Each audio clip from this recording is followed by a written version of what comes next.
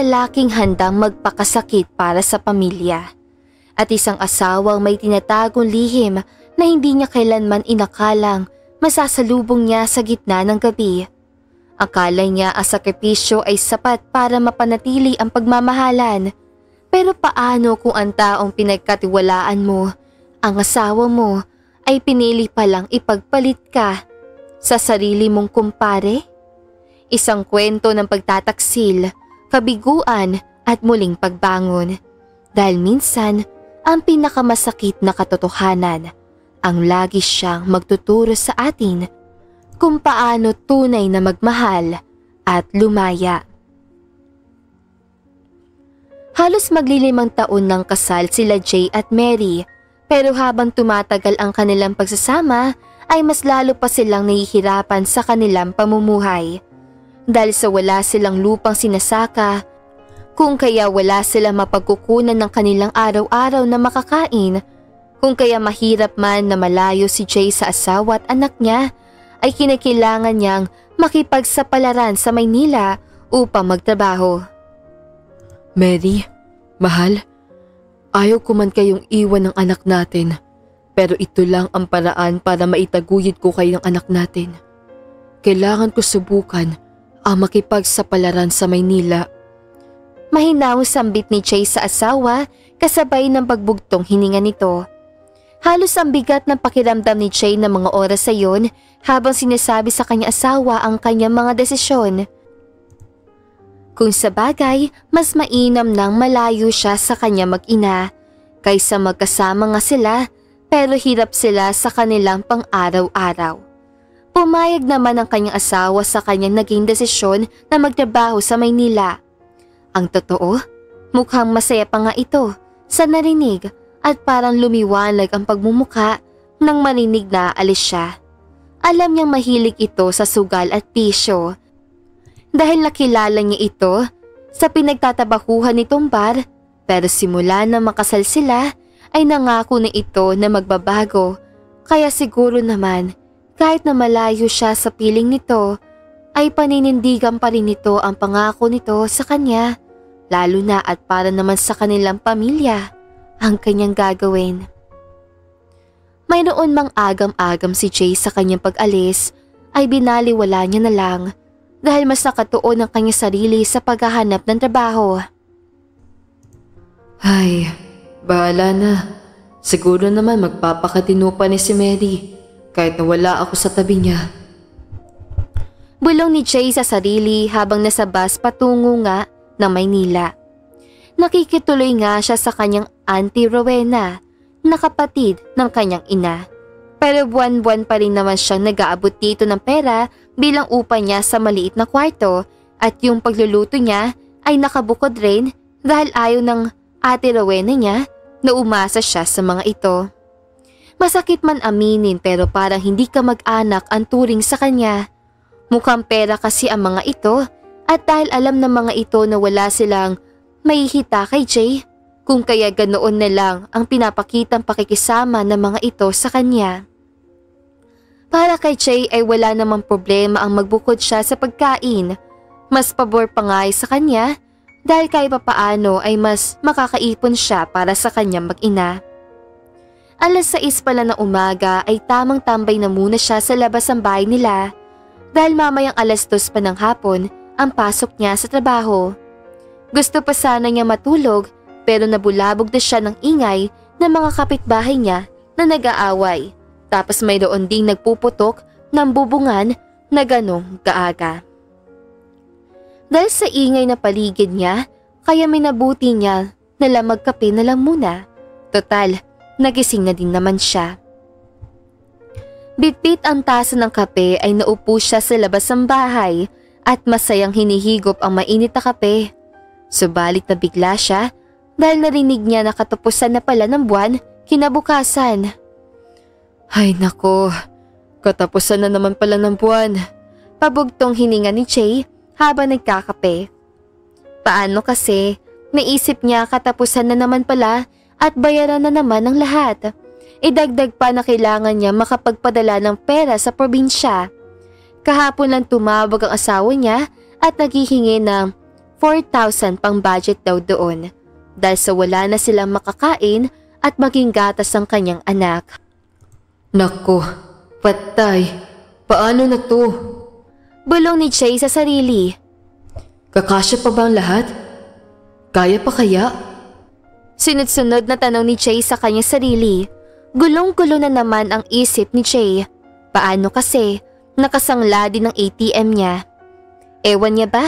Pero parang hindi naman nagtitipid ang asawa niya dahil halos 4 na beses niya kailangan magpadala sa loob ng 1 buwan. Sa tuwing sinasabi niya na wala pang sahod, sa halip na unawain siya nito ay mas nagagalit pa at sinasabihan siyang gumawa na muna ng paraan at maghanap ng mauutangan. Alangan naman daw sa sahod pa niya kakain sila doon sa probinsya. Dahil nga sa ayaw niya ng gulo, kaya napipilitan siyang dagdagan ng utang niya doon sa pinagsasanglaan ng ATM niya. Kaya mas nalulubog siya ngayon. Paano diskarte na naman kaya ang gagawin ko? Tanong ni Jay sa kanya sarili.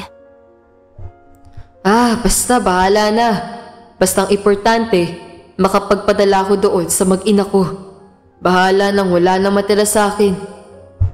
Sambit ni Jay sa sarili dahil sa pag-aalala niya doon sa naiwang pamilya. Dumating na nga ang araw na sahuran ni Jay.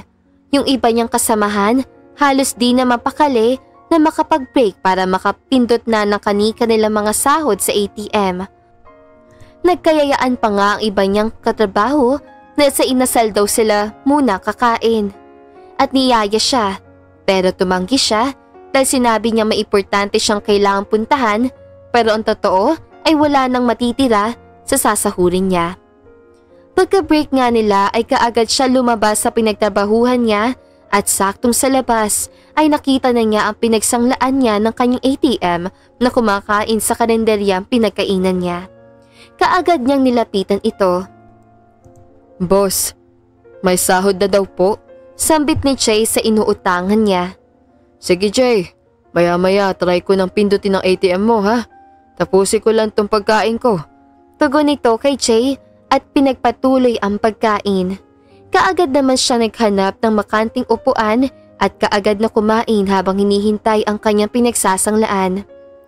Habang kumakain si Jay ay nalapitan siya ng isa sa katrabaho niya na kakain din sa kalendaryang iyon. Uy pre, bakit itlog na naman ang ulam mo? Sahuran naman ngayon. Paminsan-minsan ay pagbigyan mo rin ang sarili mo pre. Sambit nito sa kanya at tumuloy na para umorder na makakain. Napabuntong hininga na lang si Jay dahil sa hirap ng kanya sitwasyon. Kung sa bagay di bali na magtipid siya, masiguro lang na nasa maayos ang kanyang iwang asawa at anak. Sana naman. Gamitin ng asawa ko sa tama ang perang pinapadala ko dahil halos di na ako kumain dito. Sambit ni Jay sa kanyang sarili. Maya-maya pa ay bumalik na ang inutangan ni Jay galing nag-withdraw ng kanyang sinasahod. Jay, ito na ang sinahod mo? Sabi ng inutangan ni Jay habang kinakamot-kamot pa ang ulo nito. Paano to Jay halos 300 na lasukli mo? Tanong nito kay Jay na nahihiya pang sabihin dahil halos lahat ay napunta lang sa pambayad sa utang. Boss, okay lang ba makahiram muna ulit ako ng 4,000 at sa susunod, sahod na lang ulit? Kailangan ko lang makapagpadala sa amin. Tugon ni Jay na nakikiusap muli sa pinagsanglaan. Sige. Walang problema. Basta ikaw, kilala na kita. Tugon nito kay Jay. Pero, maitanong ko lang Jay ha, kung di mo mamasamain. Bakit parang 2 o 3 beses kang magpapadala sa asawa mo sa loob ng 1 buwan?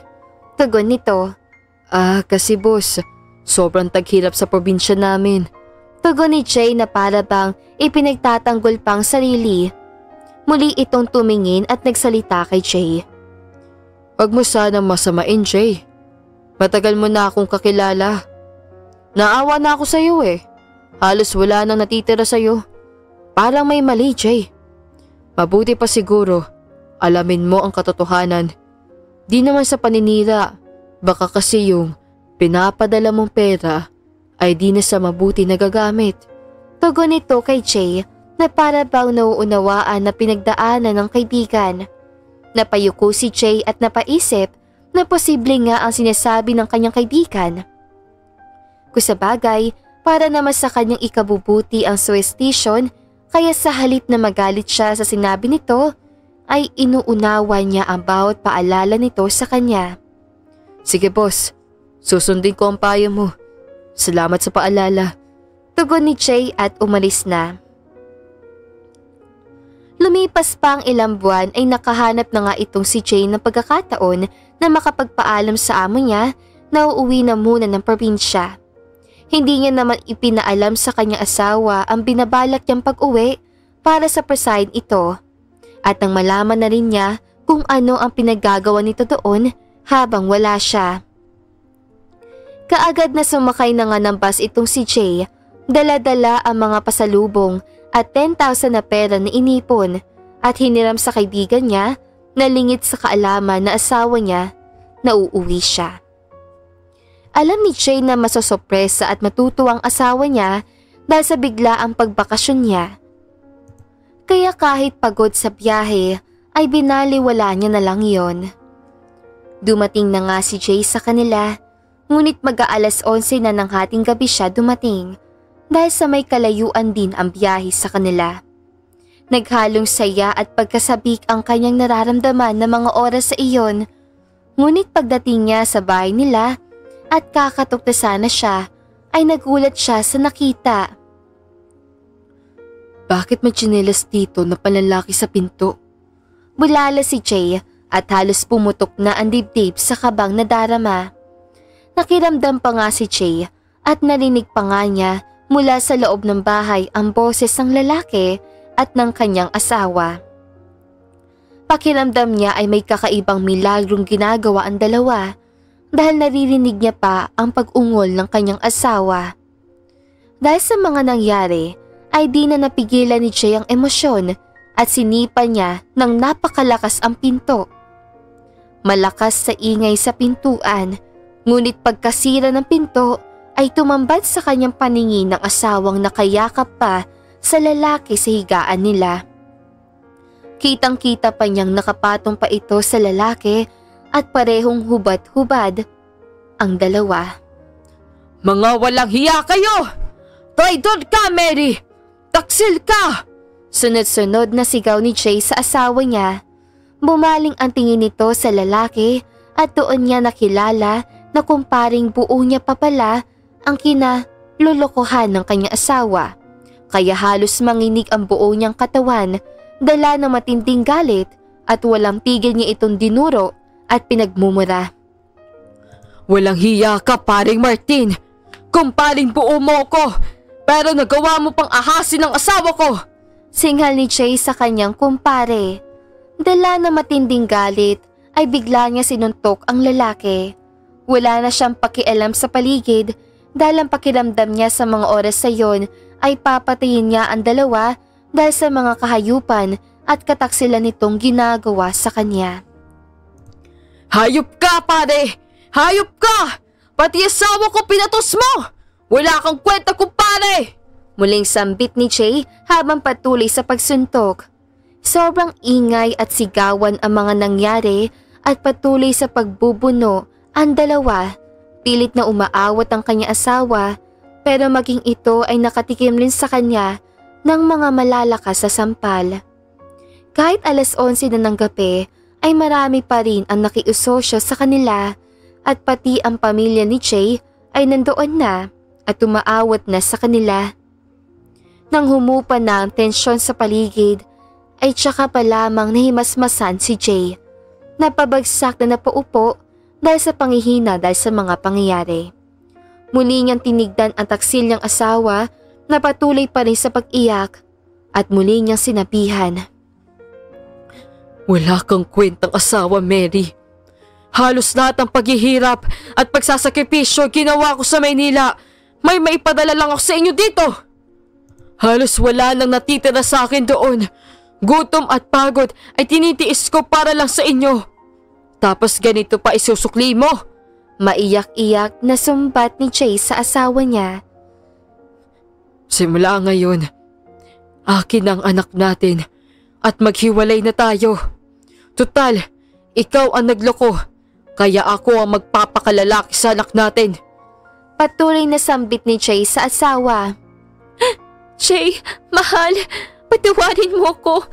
Habang nagawa ko lang yun, dala na matinding pangungulila ko sa'yo. Patawarin mo ko, Jay. Mahal ko. Natukso lang ako. Hindi ko na uulitin. Ayoko maghiwalay tayo. Patuloy na pagmamakaawa ng asawa kay Jay. Ang manloloko. Kahit patawarin mo pa ay manloloko pa rin.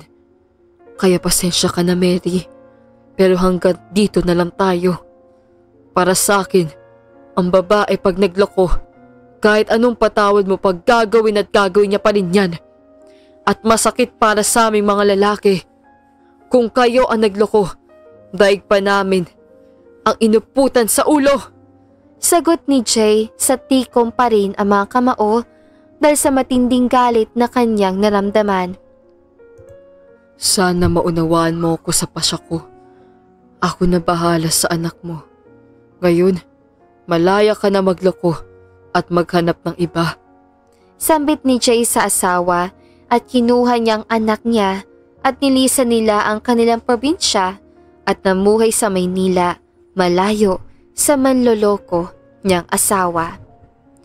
Dahil sa mga nangyari ay mas itinuon pa ni Jay ang sarili sa pag-aalaga sa anak at paghahanap buhay. Dahil sa determinasyong makabangon ay mas sinipagan pa ni Jay ang pagtatrabaho hanggang sa tumaas ang kanyang posisyon at pinasok niya ang pagnenegosyo. Dahil doon ay sinuwerte siya at unti-unti nang gumanda ang kanyang buhay. Nakabili siya ng lupa, sasakyan at nakapagtayo ng maganda at malaking bahay. Nalaman ito ng dating asawa kaya muling nagparamdam kay Jay at nangihingi ng huling pagkakataon. Subalit buo na ang desisyon ni Jay na hindi na makipagbalikan sa manlolokong asawa. Sa halip ay mas itinuon niya ang kanyang sarili sa kanyang negosyo at mas lumago pa nga ito. Sa paglipas ng panahon ay nakilala niya si Rosel, isang business partner niya. Maganda ito at mabait kung kaya nahulog ang loob niya rito. Alam ng dalaga ang pagtanggi ni Jay sa kanya, kaya nang ligawan siya nito ay hindi na nga siya nagpatumpik-tumpik pa. Dahil sa simula't sapol, palang ng pagkikita nila, ay lubos na siyang humanga at napamahal kay Jay. Nagsama at nagpakasal nga sila Rosel at Jay, at nagsama at nagkaroon ng 2 pang anak. Nang mabatid ito ng dating kinakasama ni Jay, parang tinadtad ang kanyang puso sa sakit. Ang balitang yun ay parang kidlat na tumama sa gitna ng kanyang pagsisisi. Abot langit ang kanyang panghihinayang. Ngayon ay huli na ang lahat. Ang lalaki minsang tunay na nagmahal at nagtiyaga ay kanyang pinagtaksilan at binaliwala. At sa dulo, ang naiwan sa kanya ay walang iba kundi ang masidhing pagsisisi at ang alaala ng pag-ibig na siya mismo ang sumira. At dito na nga po nagtatapos sa magandang istoryang ito. Maraming salamat mga kakwentuhan! Huwag niyong kalimutan mag-like at subscribe at pindutin na rin ang notification bell para lagi kayong updated sa ating kwentuhan. Hanggang sa muli, paalam!